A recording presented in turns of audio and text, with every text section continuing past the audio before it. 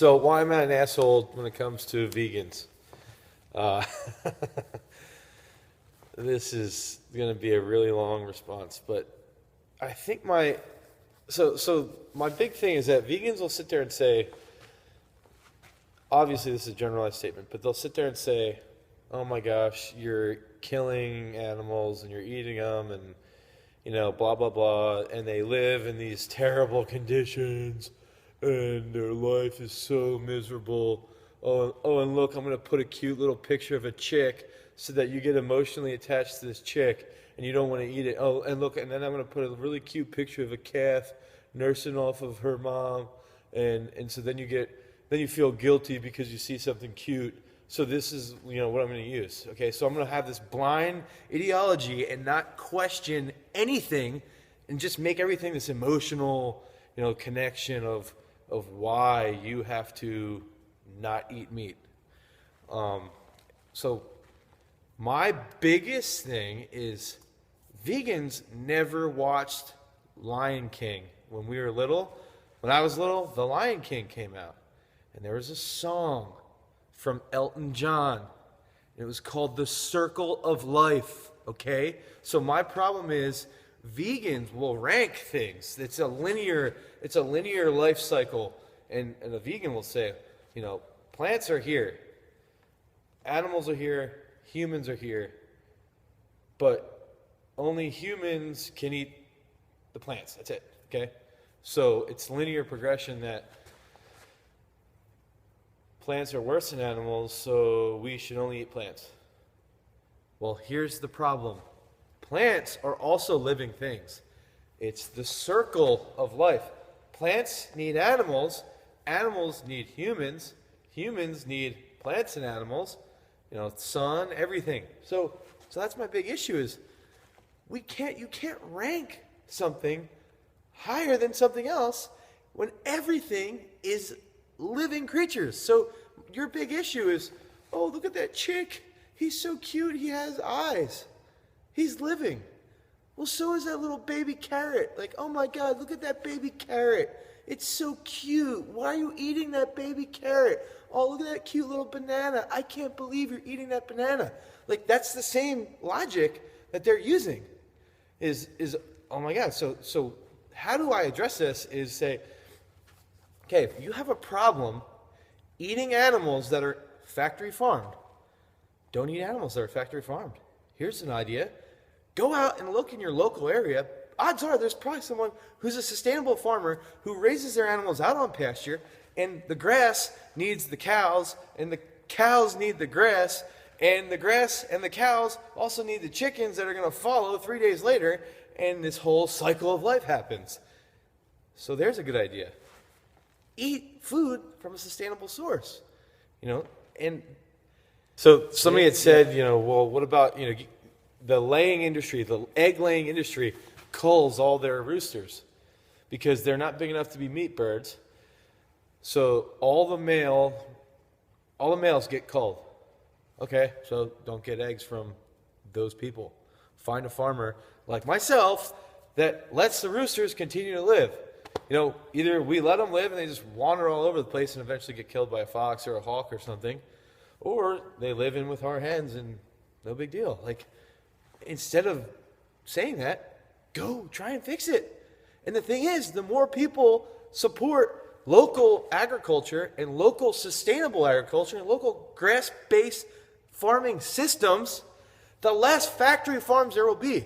So from my personal point, I don't buy commercial, now occasionally I'll go out to eat or something, and I have to say that I do go against my grain, but 90% of the time, I don't eat commercial meat. I don't eat commercial vegetables. I get all my stuff from farmers that I know, and I know their practices. And there's reasons why. One, it's higher quality food. There's a reason why grass-based systems, the meat product is better than the meat product from commercial farms. It's because it's more natural, and that's how animals are supposed to be raised, and that's how they live wildly. And that's why their meat is better. So, one, the product is better. Two, they don't receive government subsidies. So we have this food system in the United States where food's so cheap, but it's artificially cheap. The only reason why it's cheap is because there's government subsidies to large corporations to drive down the price of food. And on top of that, products like corn, soy, and wheat are highly subsidized to drive down the feed price so that it's cheaper to feed a cow, corn, soy, and wheat than it is to put a cow out on a pasture, because you might have to have some labor costs here. So that's my number two reason is a political reason and even a social reason. I don't support, I don't support government subsidies. I don't support GMO food. And, Charles Staley had this comment, oh, GMOs aren't that bad. Dude, GMOs are bad because they're highly subsidized by the government.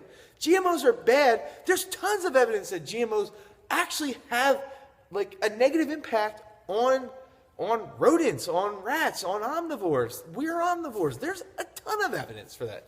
So those are my two main reasons. And what do I do to fix that? I raise my own meat. I raise my own chickens. I raise my own pigs. I raise eggs with my sister, with my wife, with my brother-in-law on our farm. And my brother also does that. But there's a political reason and there's a health reason to it. So the missing part that vegans are missing out on is they never sit there and say, they're sitting there crushing their tofu, and that's where they get their protein from. But they don't sit there and go, wait, my soy is from, a multinational corporation that's highly subsidized by the United States government to keep prices cheap, and that's how they can get so much, cheap tofu. And it's a GMO that can just be sprayed to freaking hell with atrazine and Roundup Ready soy, and they don't think about how there's birds that come down and land on the soy that's GMO. They try and eat the soy, and they die from the high levels of atrazine in the soil and in the soybeans. So it's like, dude, consider those things. Same with wheat and corn, highly freaking subsidized. They're all over. Cornfields are everywhere because it's cheap to grow and because of the subsidies. So there's a lot more social implications to being a vegan. On top of that, you're most likely going to be vitamin deficient. So it's more than just this, there's a cute little piglet or there's a cute little chicken that's getting killed. We shouldn't eat it. It's way more than that.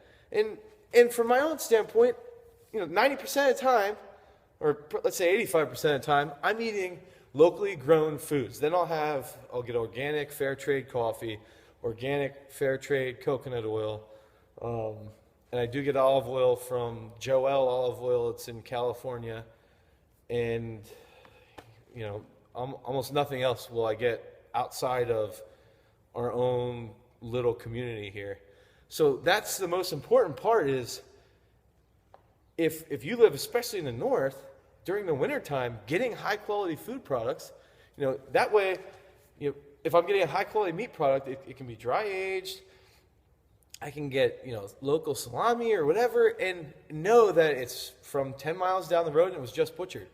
Or in the wintertime, if I'm a vegan, I've got to fly bananas from freaking Brazil all the way up here, cause this huge environmental carbon footprint, but then feel good about it because I'm only eating a banana and I'm eating a baby carrot from Chile, but it doesn't have eyes, so I feel good about myself. That's the problem. That's the thinking is it's this immediate thing that they don't remember the Circle of Life song from Elton John, but on top of that, they don't consider where their food's coming from, how far does it have to travel, and then the environmental implications of that, the social and political implications of having multinational corporations that are getting large subsidies. So consider all these things when you're becoming a vegan or a vegetarian. Most vegetarians are pretty good because they eat eggs and locally grown, locally sourced eggs. They'll eat locally grown or raw milk or local whole milk. Might get pasteurized, but they're a little more lenient with it because they start to understand